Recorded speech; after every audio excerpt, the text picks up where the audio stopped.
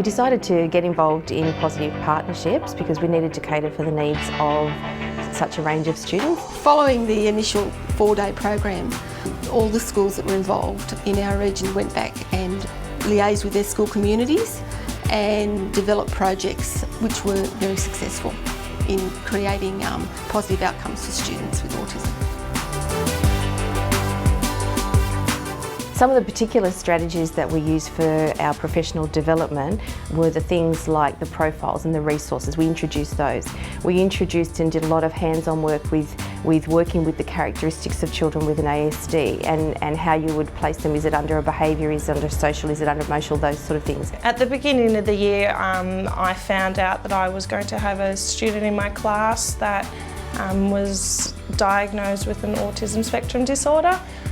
I worked really closely with his teacher Jeanette from the previous year to implement some of the strategies that she was using in the class. She told me what worked, what didn't work, and it was so important to have that connection with the previous teacher.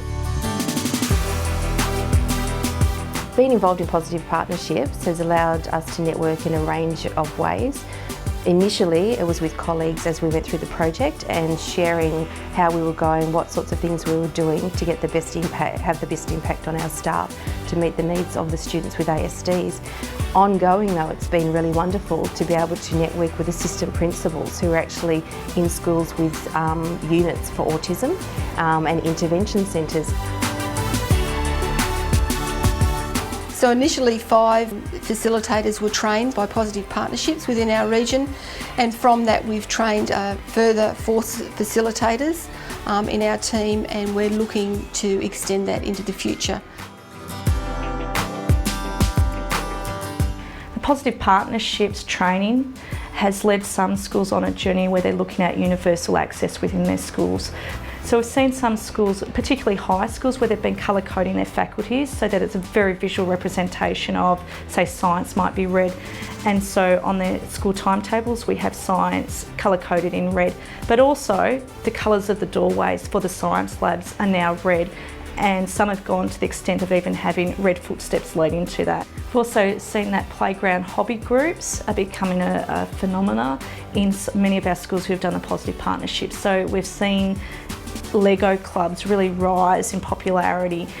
What's great about these clubs is not only do they have an intake of students with autism coming into those groups to participate, but we have lots of different students. So what's happening in those groups, where we have lots of teaching moments, although it's quite a social group, those teaching moments are capturing all of those students. So there's no defined moment where we say, oh, well, that strategy is great for autism. Students with autism is capturing all of the group of students, which has been fantastic, and we all love Lego. I find parent communication is really important when you have a child that's diagnosed with autism in your class. We probably call about once a week to touch base in regards to what has been happening at school. I have regular meetings and we come up with strategies that we can use at home and at school for that consistency. The latest thing that we have been looking at is offering individual modules as catch-ups for staff members who may have missed a day or 2 of the 4-day training, for new members of staff coming on board for positive partnerships teams in schools that have already completed it, and for individuals who only need a small piece of the positive partnerships training package for a particular point in time. My advice to a teacher that was going to be supporting a student with autism: get to know your student and you will know when they're listening, you will know what they need.